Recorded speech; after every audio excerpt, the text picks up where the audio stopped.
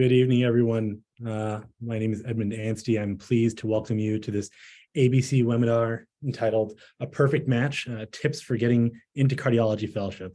As mentioned, I'm Dr. Anstey. I'm a clinical cardiologist in echocardiography and critical care at Columbia University. Along with my co-chair, Dr. Golem, thank you all for joining us. Here at the ABC, we're always thinking about the pipeline, and tonight's webinar is focused towards the residents and the medical students who are interested in cardiology fellowship. We're grateful to have cardiology professionals and program leaders at major institutions across the country here to talk about the tips to help you really secure a match, a good match. We will address the topic of interviews, how to be a top competitor, and the importance of research, and many more questions. We hope this can be interactive and that you also bring questions to the table. Please remember that we're all here to help each and every one of you to get to the next step in your path towards being a cardiologist. Everybody here has been exactly where you currently are with the same anxieties that you have. And we hope you can take advantage of the experience and the wisdom and the advice that everyone's willing to share to help you achieve your potential. So before we begin the discussion, I'd like to turn things over to my co-chair and to introduce our remarkable panel. Dr. Golem. Hello, how's everyone doing today? Good afternoon and good evening. Dr. Golem, and as Dr. Anstey introduced me, I'm an advanced heart failure cardiologist at the Georgia Heart Institute, and it's my pleasure to have you guys here today. Before I introduce our wonderful panelists, who I'm really happy that they've all volunteered to take their time because they're passionate about this topic, I want to thank you all who sent in questions and who took the time to register. We're really excited to have everyone and happy to get going with the program. And as stated, our goal really this evening is to cover many of those questions that you've sent in, given the time that's allotted. And if there's any additional questions you would like addressed, please utilize our Q&A box within the webinar. Again, we're going to try our best to engage with all the inquiries and questions that come across, but we do understand that we only have an hour and we may not be able to get through all the questions as we go along with our outstanding panel. We will also send out a survey to all attendees after the event is completed. And if there's anything that we still want to address, feel free to reach out to us and we will be happy to address it accordingly. So now, without further ado, I'm extremely excited to welcome our panelists. First off, we have Dr. Quinn Capers from UT Southwestern Medical Center. Here, Dr. Capers is a Rudy P. Cox Professor of Internal Medicine, Cardiology, and the Associate Dean of Faculty Diversity for the UT Southwestern School of Medicine. And he also serves as the Vice Chair of Diversity, Equity, and Inclusion Department of Medicine. Next up will be Dr. Chambers. She's a fellow representative on our today's panel, so you'll get that perspective from her. And she's a cardiology fellow, a PGY-6 fellow at the Morehouse School of Medicine. Next in line is Dr. Julie Damp. She's my former program director when I was at Vanderbilt, so awesome to see her. She's a professor of medicine and the director of a cardiovascular fellowship training program at Vanderbilt University Medical Center School of Medicine. Next up is Dr. Howard Julian.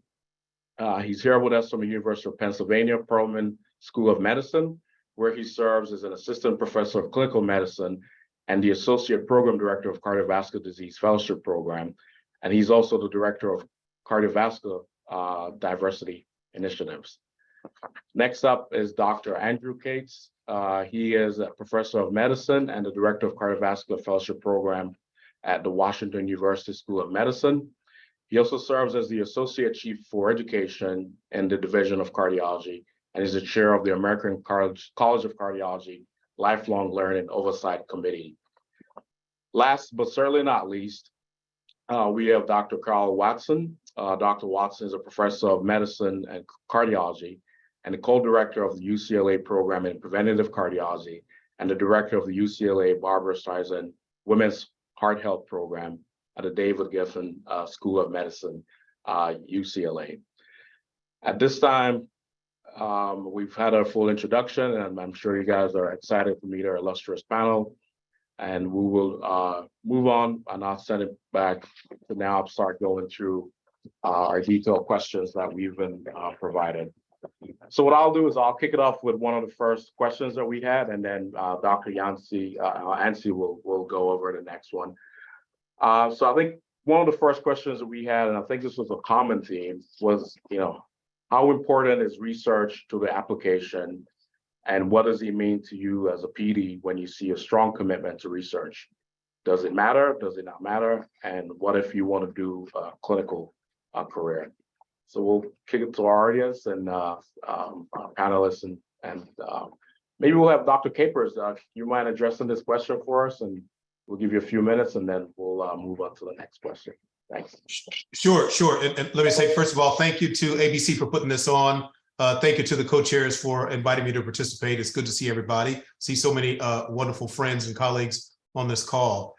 So research is important, and I think what we want the audience to know is that probably, I'm not a program director anymore, but I review applications for cardiology fellowship, and I can tell you probably 80 to 90% of applicants have some research on their application. So if you don't have any research, that does make you stand out, and maybe in a way that you don't want to stand out. The important thing, though, is that you have done a project, that you seek out a way to do a project. Please don't think that it's got to be published. It doesn't. But it is nice if you present it somewhere. And it could even be a regional meeting. Doesn't have to be a national meeting, but somewhere where you stood up in front of somebody and presented it. I know we're going to talk later about case reports and the importance of those. What fellowship program directors are going to know is that you have some ability to do some scholarly writing. So I think case reports work very well. So yes, there are people accepted in the fellowship programs who haven't done any research, but in my experience, they're in the minority. And so if you have the opportunity, I would be looking around your program and making yourself available to people who have projects that are ongoing. And some of this is you've got to get out of your shyness and bashfulness and go knock on some doors. Say, hey, I'm going to be interviewing, applying for cardiology. I noticed that you've got some interesting things going on with heart failure database or with PCI. I've seen some of your papers. I'd like to volunteer my time to work on a project if you have something. So do think of it as something that is important. If you don't have some research, you will stand out, and probably not in the way that you want to stand out. And if it's okay, Dr. Egelum, I'll just add one thing to what Dr. Caper said. I agree with everything he said. The application system online gives you an opportunity to describe research experience. So even if you have had an experience, as Dr. Caper said, that didn't result in a publication, and even that didn't result in a presentation, make sure and still describe what you worked on and what your role in that was. It still gives you an opportunity to show that effort that you put forward. Excellent points. Ed, you want to go to the next question? Sure. It sort of goes to that point. We had this question from a lot of people who felt they were coming from programs that didn't have a lot of research opportunities. A lot of international graduates mentioned, so their institutions, they want to match in the US, they want to train here. Their institutions don't have that research backing. They're not supported by NIH dollars. There aren't those doors to knock on. And then so what else can be done? Or is it simply sort of work harder towards that goal? I was going to start with Dr. Julian and also ask Dr. Kate, sort of what do you think applicants can do if they can't find those opportunities? What other ways can you stand out? Thanks, Edmund, and thanks for having me. I think certainly the challenge for many applicants is that they may not be at the biggest institutions, as you mentioned, or they may not readily have people around them who are doing research or research activities. I think it's important to always try to get into some kind of research activity. However, it's also important to demonstrate leadership and to demonstrate that you can complete a project and that you can be excellent at whatever it is that you are passionate about. If you are able to be a community organizer and you're able to show that you've had impact in a certain way, or whether it's medical education, you've taken the lead and helping to design a curriculum and implementing a curriculum, you should use those things and those skills and those passions that you have available to you to really demonstrate your intuitive nature and your gumption and your go get it nature, if you will. Certainly, the standard is to do research and to have high quality research under your belt when you're during your application. But for a certain segment of the population, that's not going to be available. But there are other ways in which you can demonstrate your excellence. And so whether it be, as I mentioned, in the educational space, or it be in the community engagement space, or in the advocacy space, show that you are a leader, you are somebody who has tangible skills that you can bring to the table, and that a institution or whatever organization that you were a part of where you did that work was tangibly better by your participation. I hear that, and I'll mention it to Dr. Cates. I'll add though, Dr. Julian, I've sat there, I've looked at applications where, sort of as Dr. Capers mentioned, where there's nothing listed there in the research section, and it's hard to make a strong case for it. I'm going to say, Dr. Cates, how do you feel? Do you feel like this can help? Great, thanks. So again, thanks for having me join today. It's a pleasure to be here with all of you, and I agree with what Howard said. But to that point, what I tell applicants also, that everybody has something that makes them special and something that they're passionate about. So you should highlight that, and there are opportunities. So some institutions may not have specific research, as many research opportunities as others, and Quinn alluded to the fact that we'll talk about case reports later, and anybody can do a case report showing that intellectual curiosity is important. But also, though, again, finding out other opportunities for leadership, that does stand out. And moreover, even if some programs now have leadership pathways, those opportunities may exist. But if that doesn't, there's still opportunities within the hospital where residents work to get engaged in committees, right? So if there may be quality improvement committees, there may be other committees that residents, that house officers can sit on. And that shows, again, leadership interest. It shows a commitment that gives you, and it's actually important also to realize you should do these things because you're passionate and you care about it, and that shows. So picking something that you do care about, that's where, again, getting engaged in hospital committees, again, other leadership opportunities, certainly community leadership is key, as Howard alluded to. So again, finding something that does give you either unique skill set, something that makes you stand out if the research opportunities aren't there, or if you're not passionate about research, that's a whole nother discussion to have. But again, seeking out those things that really can give you a unique experience. Dr. Julian, go ahead. And thank you, Dr. Cates, for mentioning hospital committees. I do also want to say that sometimes you find research opportunities in doing those unconventional things. Yeah. And if you're doing a medical education curriculum implementation, you can then turn that around into something that you can publish, the results of a pre and post intervention. If you're doing a community engagement effort, you can talk about, and you can write up your experience in that community engagement piece. Certainly, if you are a public advocate and you have and you're a community advocate, and you're locally known, and you're doing op-ed pieces in your newspaper, and you're doing editorials, but you don't have any research, those are things that I would argue can stack up quite well against somebody who is the 9th author on 3 pieces. And so if you're a leader in your community and you're demonstrated, force for change, I think that's not something to be discounted. And one thing, just to build on that, Howard, is that it's important as well too to have ownership of the research that you do. To your point, that nothing, it's challenging to listen to an applicant or somebody interviewing who clearly has engaged in research simply just to check that box. And when they're talking about the project, they have little or no knowledge of what goes with that project. So have ownership. And that's such an important part, even if it's a small part. The part that you play is important. So know what that role is. So that's advice, just general advice. I would absolutely agree with that, Andy. And make sure you can describe what you did and what it meant and why it was important. And if you could do that with enthusiasm, that's all the better. So. All right. So really excellent points that you guys have all brought up there. Dr. Depp, let me kick back to you for a second and ask, when you're looking at an applicant, is there a certain quantity of research they should do? How many publications? Is there a number to it, or what what is your general feeling? And then we'll see also Dr. Watson, what your thoughts are on that as well. I don't think that there is a set number or quantity. I think that the things that matter in the research that you see on someone's application are, number one, sort of what their level of involvement is, and kind of speaking to what was just being discussed about, how integral were you in that? Were you someone who was, barely a part of it and sort of a, mid-author versus someone who led the project? I think, distinguishing between those things can be helpful.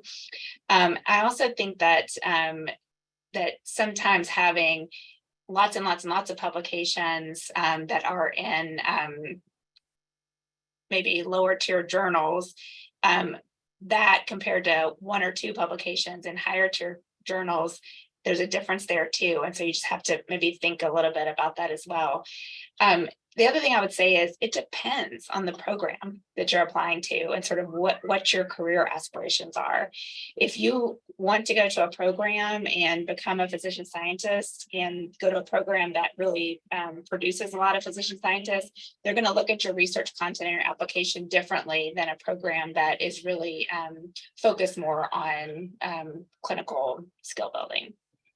I completely agree with that, Julie. And I would say, if you have a lot of different projects that maybe didn't go anywhere or ended up just as an abstract, that's not going to look as good as someone who really delved deeply into something and that you really were committed to. So you don't want to look diffuse. Having more and more, abstracts on your list doesn't necessarily look better, because you have to be able to speak with passion to each of those.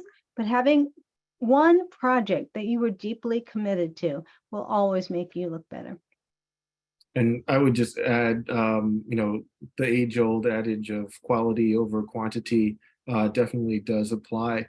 I always tell my mentees that they should look inward and know themselves, know what they want out of their careers, what they want to accomplish, and that will help them dictate what kind of programs they're going to be applying to. And if you know yourself, you'll know what direction you're trying to head, and then that kind of program will kind of match, if you will, what your interests are. And as the other panelists have said, or just to restate it, you really want to show that you can see something to completion. You want to show that you are a leader who is reliable, who gets things done, and research is a coarse proxy for determining that. It's really a way to kind of, in a very coarse way, and it's unfortunate, kind of see who is going to get something from point A, from conception of an idea to finished product. And if I could add something from the fellow perspective, I think something that helped with me in residency is finding a group of people that you can work with. You don't have to do everything alone. Things are a lot better in a group. And I realized going through residency that there was a particular group of people, including cardiology fellows and IM residents and med-peds residents, who decided, you know what, we're going to get together and we're going to be a research group and we're going to put all our ideas together and we're going to create our own database from the National Inpatient Database. We're going to, do all of that and knock out as many publications as we can on topics that we actually care about. And sometimes even just joining them on a project that you might not necessarily be interested in just kind of helps you at least build some of those skills in terms of learning how to do your research, learning how to write a manuscript, and etc. And until you're able to apply those skills to a project that you're actually really, really interested in. So definitely find like-minded people, join in on those projects, and then you can have those people help you with the projects that you're really interested in as well. I would have loved to have a group like that when I was in residency. Sounds great. Sounds amazing. I have a question. Village, right? Yeah, exactly. I have a question for you, Dr. Chambers, and it's also Dr. Capers or anyone who wants to join, sort of about the confidence and clarity of career that you need to have going into this process. How sure do you feel like you have to be about what your career looks like versus how sure should you come across? I have a lot of people telling me I don't know, maybe I want to do interventional, or maybe I want to be heart failure. And then their personal statements are I'm going to be an expert in the third intrathoracic space. How what that clarity of career purpose, how much do you need to really believe it? How much does it have to come across? Does it even matter in this process? Dr. Chambers, I'm curious your thoughts. Well, Ed, for the record, if there's a choice between heart failure or anything else, it should always be heart failure. Absolutely obvious. Or prevention. Or general cardiology and education. Just depends who you're interviewing with on that day, I guess, for that. But yeah, how do you handle that? Do you need to have that clarity, or? Is that for me? Are you waiting for me? I was going to ask Dr. Chambers and also Dr. Capers. Okay, well, ladies first, Dr. Chambers, and then I'll be happy to go next. Okay, sure. To be honest, I'm still figuring it out. I think what all of the other attendings have said on this panel is extremely true, is to be true to yourself and to your own journey. And I think a lot of that comes with introspection. And something that I think a lot of us as physicians don't like to talk about, therapy, right? Sometimes you need help, and your village, your family, your friends, whoever your mentors are, talk to them and really sit down and figure out, who am I and what do I want my impact and my legacy to be, right? And once you figure that out, then you can it gives you more clues into how you want your career path to look and how you want that to impact other people. So for me, I had a very, tortuous journey. I have always wanted to be able to treat diaper to diaper. So I chose a very long 4-year residency in med peds, which is awesome. And then towards the middle, I realized, I don't think I want to do primary care. Primary care is great, but I love cardiac diseases and preventative medicine. And I wasn't really sure how to merge the two, because I felt like the best way to help patients with preventative disease would be through primary care, but I hated primary care and I loved cardiology. And it wasn't until I really met up with mentors where I trained at University of Miami and some people through ABC, where they really helped me understand that I could merge the two. And, even though right now I want to do preventative cardiology, I'm pretty sure my chief of cardiology, Dr. Onwani, is on here from Morehouse College of Medicine. I've been entertaining thoughts of electrophysiology and heart failure and XYZ, which I can still do some form of prevention and community work through cardiology. And even though I'm primarily in adult cardiology, obviously, and my goal is to manage adult patients, there's still a smorgasbord of children and teenagers with unhealthy lifestyles that can eventually lead to cardiac diseases. So even though I will not be certified in pediatric cardiology, I could still somewhat speak to that, if that makes sense. So in essence, I will say, again, be true to yourself, be true to your journey, have people on board who can help you figure out or help you along your path and get you to where you need to be, and just realize life is not a linear pattern. There's going to be ups and downs, and you're allowed to change your mind, and you're allowed to go to choose maybe that you want to do general cardiology one day, and then another day decide, actually, I think I want to do interventional medicine and apply for that. Dr. Chambers, call me. No, I was going to say, Dr. Chambers, call me. So at the application stage, the subspecialty of cardiology that you might be planning to go into is not important at all. And what I loved about Dr. Chambers' answer is you heard her say she's still figuring out. So all of you on the call who are internal medicine residents, probably many of you, when you got to medical school, you didn't know what specialty you were going to go into. You did your rotations and you said, I really like this, I fit here. It's the same for a first-year general cardiology fellow. You might have blinders on. I did. I saw my first coronary intervention as a third-year medical student, so I had blinders on all the way. I knew that's what I wanted to do, but not at all necessary. And in fact, I can remember when I interviewed for my cardiology fellowship, I was at the time a resident, and I said I was interested in interventional cardiology.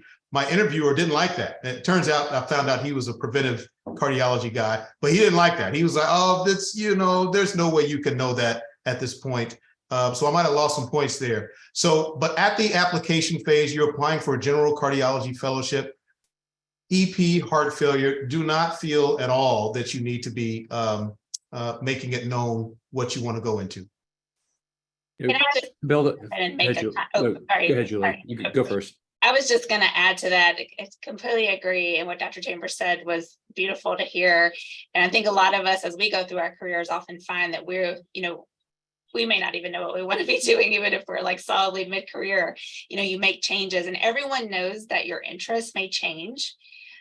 So I don't think you have to really fret about being committed to one particular plan that you're going to be held to, for the next 50 years, because no program directors expect that. We have people that come in who have done research in EP, committed to EP, and then they go through an actual EP rotation. And lo and behold, that is not where their passion lies in cardiology. And everyone understands that happens. The only thing I would say is that more important, and I think, than having a specific clinical plan is being able to talk a little bit about what is driving you.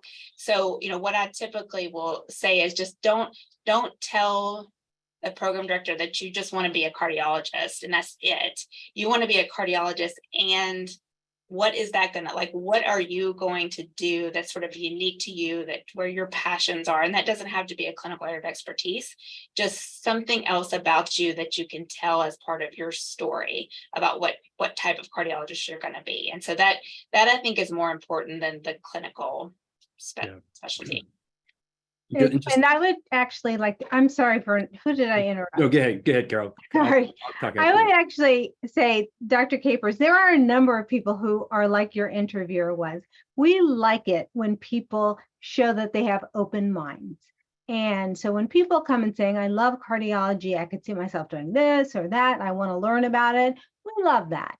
I was mentoring a 17-year-old the other day, who said, I want to be an anesthesiologist. And I said, really, what does that look like? And they had no idea. And I thought, let's talk about what's good about medicine, what you have to do and things like that. So we like it when people show us that they have open minds. If they have something that they're passionate about, let us know, but make sure you let us know also that you are going to explore everything and you have an open mind. Just to build on just a little bit more, I think the key here and what we're hearing is be passionate, be honest, right? So don't tell programs what you think they want to hear. Tell them about yourself. Tell them, if you're truly passionate about being an interventionalist, then that's great. But you're right, Quinn. You may have been born to be an interventionalist. Some people feel like they know that, like EP guys know that, right? That's what they're born to do, maybe. But think about it's okay. It's okay to be passionate about something in particular, but really be honest. Don't tell programs what you think they want to hear, because that's where, as we talk later about being a good fit for a program, I think where people make the mistake is they try to fit the mold of a program rather than really choosing a place that's best for them, not making themselves the best for a program. And not that we can ever chase this, but I have to tell all of you applicants right now, the market for general cardiology is so hot. Mm-hmm. It is absolutely crazy. Excellent. Really excellent points made by everyone there. So I think this will be a good segue to the next question. I think now we're in the virtual era, if you will, where a lot of interviews and applications and stuff are done virtually. Within this virtual space that we now exist, how do we judge, how do we get a sense of which fellow would be a good fit for our program, and what can fellows do in this virtual context to really put their best virtual foot forward, if you will? So I'll throw that out and see what folks' answers are going to be in that context. Dr. Capers, do you want to give us your quick summary of this? I'm sorry, would you mind repeating the question? It's related to the virtual format of interviews. How can candidates put their best foot forward, if you will? Yes, so unfortunately, there's not much magic here. Your AV is important, and so you want to do kind of some mock interviews with somebody on the other end that can let you know about your lighting, about your background, all the things that are important, because you lose some things, right? It used to be with in-person handshakes. the strength of the handshake mattered. Some of your verbal cues mattered, but all that that is gone now, and it's what's on the screen. So you want to be sure that your audio works well. You don't want your audio going in and out. So practice that and do some practice runs with that. That your video, your lighting, you want to make sure that, you know, like, I don't have anything behind me now, but, you know, if I had a big Dallas Cowboys thing up here and, you know, who knows, maybe my interviewer doesn't like the Dallas Cowboys. Just pay attention to things like that. And all of the other things that you've learned about interviewing, you know, you all have done well. You interviewed to get in medical school, you got it. You interviewed to get into residency, you got it. All of those things about, you know, completing your sentences, pausing, sounding like you're curious, sounding like you're excited to be there, do that. But now you've got this extra component to make sure that your AV is not the issue. You know, you don't want it to look too dark. You don't want your audio going out. You want it to be a non-factor, that all they are really focusing on is you. And that means practicing and setting up some dry runs with somebody. All right, Dr. Julian, any comments on that specific question? I'm the worst person here to speak from that perspective, given my AV issues. I'm going to blame, you know, kind of new fatherhood on that and being relegated to the basement. But I will say that one thing you can think about it is that a lot of variables and unknowns have been removed from the equation. And, you know, a lot of people think of it as a challenge, and there are challenging, you know, like with anything else in life, upsides and downsides. But there are a lot of upsides in the sense that you are controlling a small screen, a small space of real estate, virtual real estate. And so you have complete control over everything, as Dr. Capers alluded to, in terms of lighting, in terms of your audio, in terms of your cadence. You can't control the questions that come towards you, but you can, to a certain degree, prepare for those responses. Just as you would in a in-person interview, you don't have to worry about sweaty palms. You don't have to worry about breath or any, like, you know, any uncomfortable issues if your suit doesn't fit properly, or if you have to use the bathroom. Any of those things are completely taken off of the table. So you really just have to worry about the small, you know, 12-inch screen in front of you and the immediate surroundings, and that creates a lot of liberty in terms of your ability to control the narrative.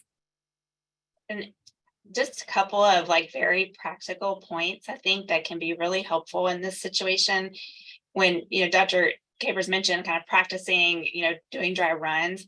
One of the most important things I think that comes across in interviews, which is really accentuated in the virtual space, is eye contact and your engagement with the conversation that's going on.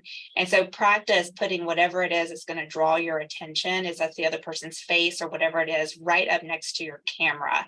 And so the difference between what I'm doing right now versus what I'm doing right now. And so that is one just really practical point that makes a huge difference, really a bigger difference than is warranted. The other thing is the engagement. You know, we all naturally, when we talk to each other, tend to kind of look around at our space, look down at our phone periodically. Remove all those distractions in a virtual interview time, because as Dr. Julian said, like this, you have this little window and just one little bit of control over it. And it's impossible for someone on the other end to know if you were looking down because something interesting was going on down there, or that's what you do when you think, or if you were texting. And so just make sure and just remove all those things from your space. That's perfect. And Wi-Fi stability, I would just add, make sure that you have a stable connection, even though, like, a lot of, you know, their instructions that are given, don't judge people based on their connectivity. You really want to have as smooth of a back and forth as possible. So make sure you are, you know, hopefully connected to a solid landline, if you're not, or a reliable Wi-Fi connection. And something I'll just add, it came up in the last interview season, you know, you're dealing with like human beings on the other side. If things come up, just let them know. I've seen people in the situation where they're trying to cover up for things that just everyone would be understanding. If you just tell them, like, you know what, this isn't working today. We just had a flood. Just explain to people, and people will try to work with you.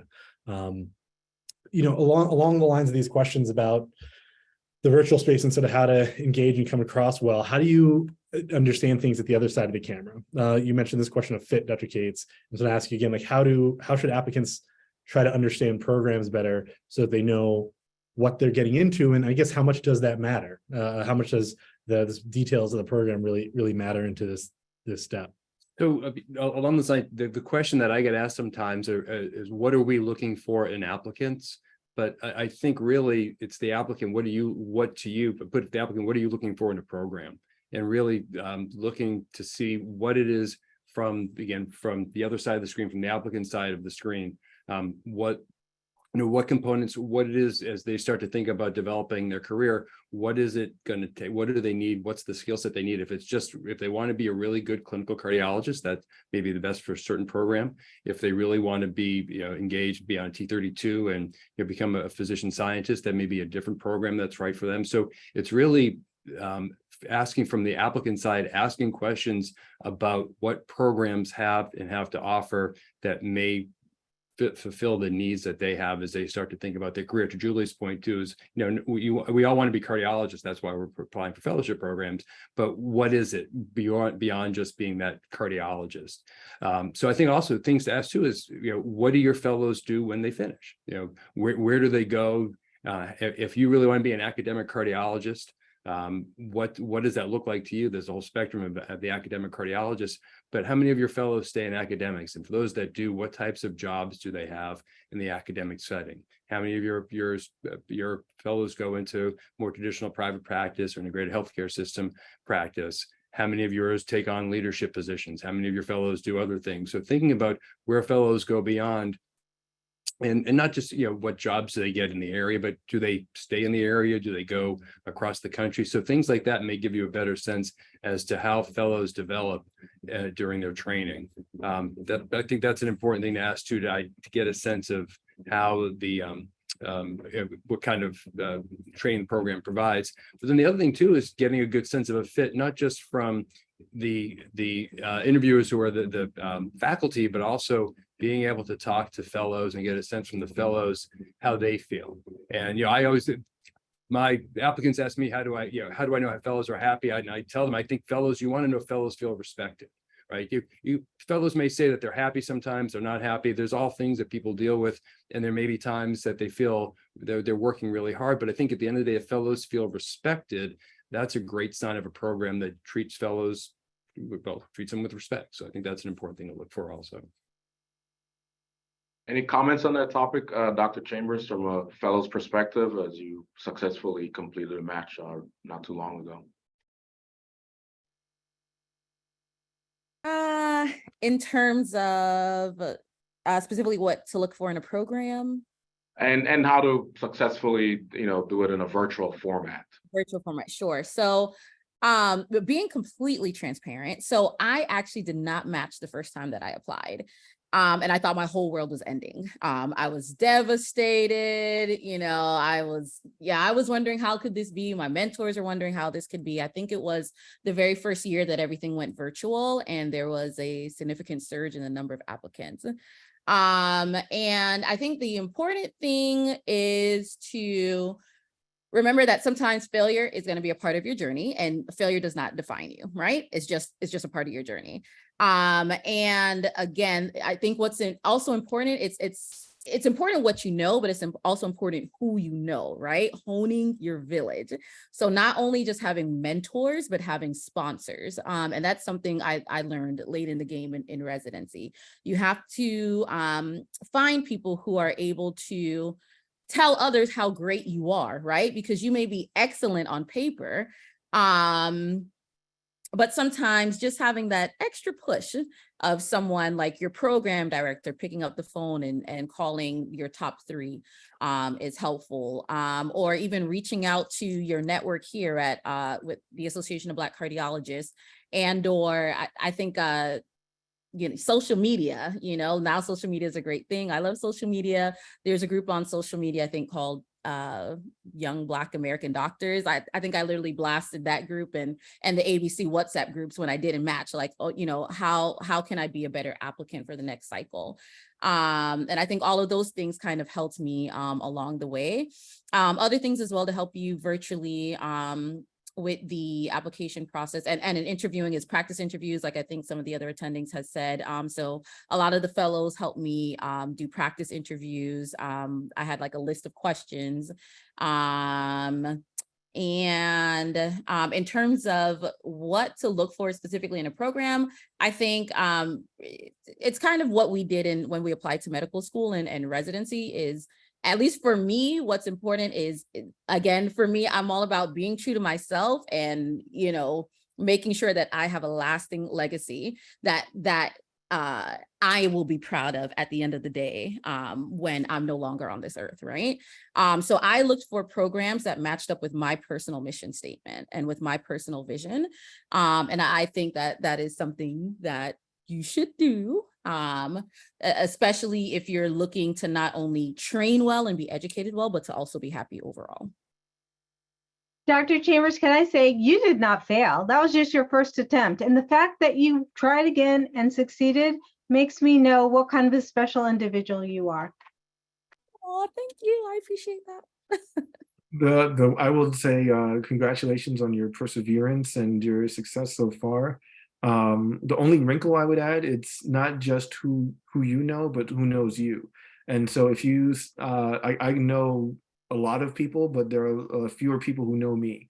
And the people who know you and who are willing to be the sponsor, and who are willing to pick up the phone, who are willing to be advocates, who are willing to say your name in rooms where you are not present and advocate for you, those are the people who are going to be gold on your journey. And it's important to make sure that you hone that network and that community of people. I remember being very intimidated by that idea of this, that you need to know someone. And I think it took me time to realize like that's just the nature of the profession, that we're all working together, looking to find great peers to work alongside. Thank you for that story, that journey. I think it does speak to a lot of the questions we got. People who are applying for the second time, not sure how to stand out, not sure how that might affect their record. I'll start with Dr. Dan.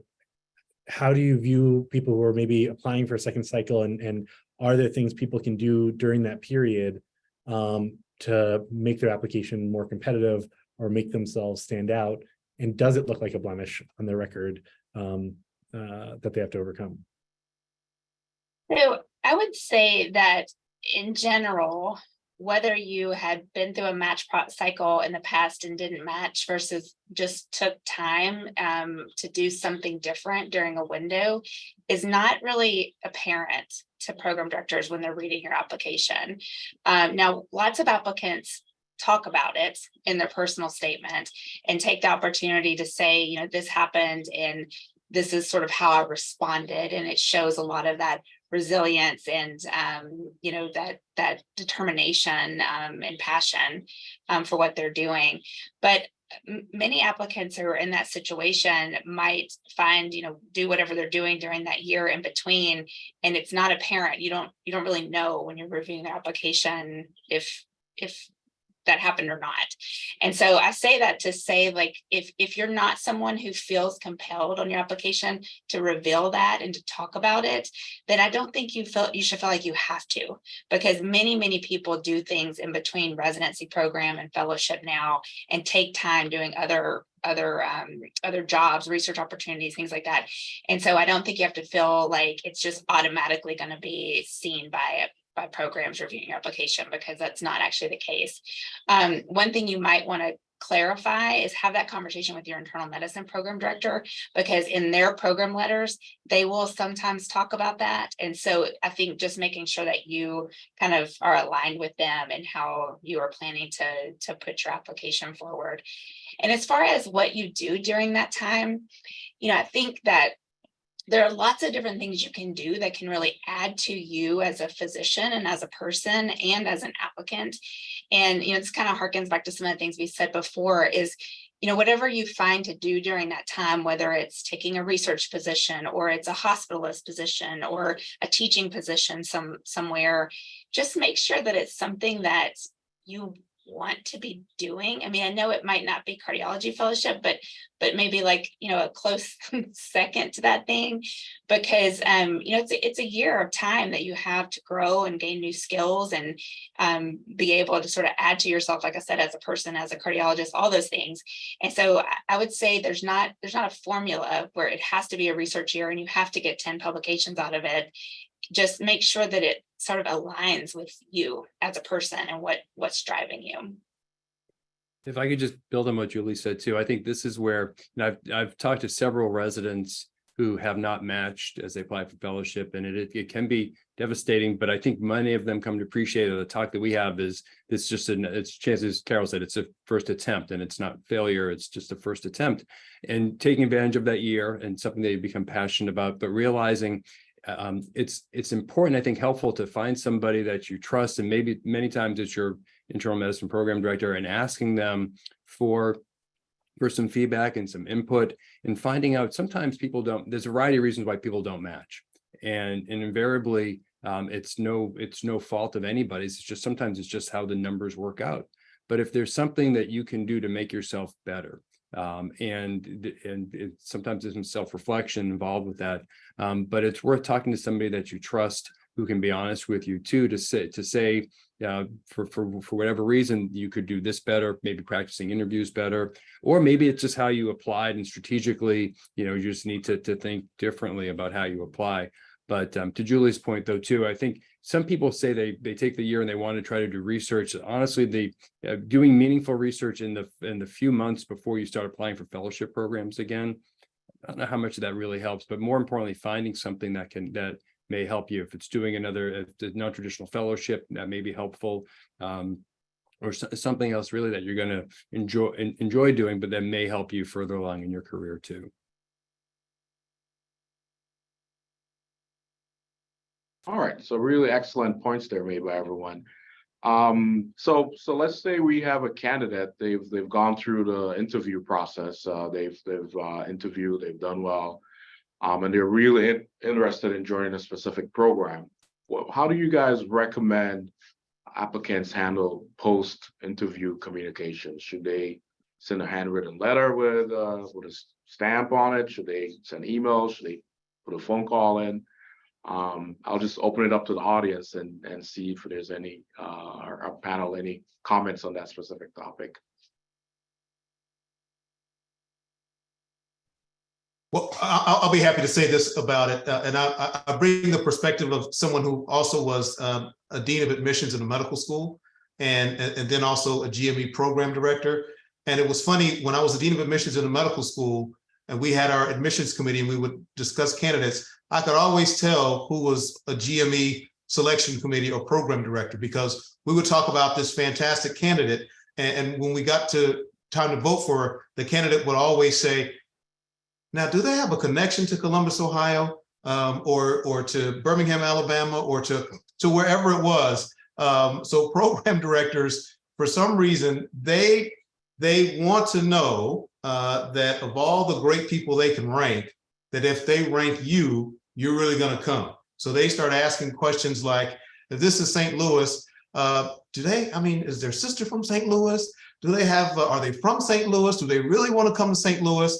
Because for some reason they don't like ranking you and then you rank someplace higher than them. So I say that as a preamble to say those letters, which I got to tell you, I don't read them, and I think many of us are too busy to read them. If you can make the case that this location, this is really important for me. I grew up in St. Louis. I love St. Louis. Call me the St. Louis Cardinals. I really want, I got a good reason to want to be in St. Louis. Then a program director in St. Louis might say, well, this person, if we rank them in our top 5, they're likely to come.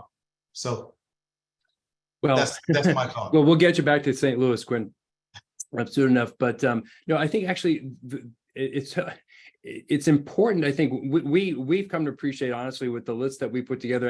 We invite 70 people to interview, and from 1 to 70, any of them would be outstanding. But I think from the standpoint of communications from applicants, I think if you're really interested in a program, it's important, or it can be helpful just to reach out, because because you care, because you do want to show a program that you're interested and that you're excited to come there. And I mean, I don't know how it influences others, if others decide that they're going to rank applicants higher or not. We don't necessarily rank applicants higher because they decide they want to come here. What may be helpful though is actually not just the process after you apply, but it's as you're applying, is to show specific interest in a place, because that's actually one of the key things, right? You have to get an interview, right? If you don't get an interview, then you're certainly not going to get ranked. So I think when you have, Julie knows this, as we get, so many different, so many applications, how do people stand out in the application process as opposed to just, following the interviews? So I think really showing a reason to come to a region is helpful. And this is what now we're going with regional preferencing with NRMP and ARIS. So that's, I think, important, is again, even before the interview process. Yeah, I think that, to Andy's point, if you want to be at a program and you know that that is your top program and that is going to be your number one on your list, let them know. There's really no harm in doing that. If they're number 2 on your list, don't tell them they're number 1, because cardiology is a small world. Very small. And you can world. you can tell us anything you want to say. Yeah. Yeah. But And most so- people don't, and I think that's because they understand what a small world cardiology is. And the other thing I think that we like to, I think we have to say out loud, like, post-interview communication is really technically not supposed to happen. Like, and there are certainly like some very specific restrictions on it. So if you're ever in a situation where you're getting communication from a program that makes you feel like you're going to have to make a decision that you're not quite ready to make or uncomfortable with, just make sure you talk to your internal medicine program director about that, because a lot of that communication actually does happen. And so you just want to make sure you're getting some guidance from, people who you trust, who, have been through this process with others before. And, I will say, just, to the point of this communication, we actually don't change our rank list based on those things either. However, I can tell you that I don't think we've ever matched someone from whom we heard nothing after an interview. Like, no thank you note, no email. If we heard nothing from them, like, even if we rank them number 1 on our list, like, you can take it to Vegas that they're not coming. And so, I think that just kind of keep that in mind, that is just generally, I think, the milieu in which this process operates. We are coming to the top of the hour. I want to give just an opportunity for all the panelists to give some closing thoughts or anything that was on their mind they weren't able to get across. I'll start with you, Dr. Julian. Thank you, Dr. Yancey. I just want to reinforce or reiterate that it's so important to know yourself in this process and act in service of the knowledge that you have of yourself. Don't be the person who says that they want to be a basic science researcher in the lab and then has never done any research work in the lab or has not shown any interest from that perspective. People can see right through that. Do be who you are, know who you are, and project that in the process. Thank you. And Dr. Watson? Yeah, I would say you want to stand out in an interview. We see so many applicants coming to the interview with passion, excitement about why you want to be a cardiologist. That will stick out with us. So we want to hear, in whether it's research, whether it's patient care, whether it's advocacy, whatever drives you, why you get up in the morning, talk about it with as much enthusiasm as you can. Thank you. And Dr. Cates? Yeah, really just agreeing with what Howard and Carol have said, and others too. I mean, this is where be passionate, be excited, and have that come across, and be honest. I think those are really key components to a successful interview. And Dr. Chambers? I agree with everyone, and just re-echoing, be yourself and have a village. And then Dr. Damp and Dr. Capers. The only thing I would add to all those great comments is just get advice, talk to people about what your application list looks like, things about programs, just talk to people and get advice. Dr. Cooper. And I'll just say that, we want all of you on this call who want to be cardiologists to be cardiologists. So be persistent, be resilient. But just in case you find yourself replied 3 times, 4 times, and it's not going to happen, just remember that just means that there's another plan for you. And you're still going to be able to make some wonderful contributions. As a cardiologist, the patients that I worry about the most are the ones that don't have an internist. And so if for some reason the doors are shut to you, you are still going to be able to make great contributions to preventing people from dying of heart attacks and strokes. So we want you all to be cardiologists, but if there's one person on here who finds himself never getting into cardiology, you are still special, and you're still going to be great. Thank you so much. And just on behalf of myself and my co-chair, Dr. Golem, and the ABC, we just want to thank all of our panelists for your wisdom and your participation today. This has been a tremendously informative session. And I think we're all going away with a lot of knowledge. I wish I had this before I was applying. Before we close, I just want to make a couple brief announcements for the ABC. ABC membership is open to everyone interested in prevention and reduction of cardiovascular diseases.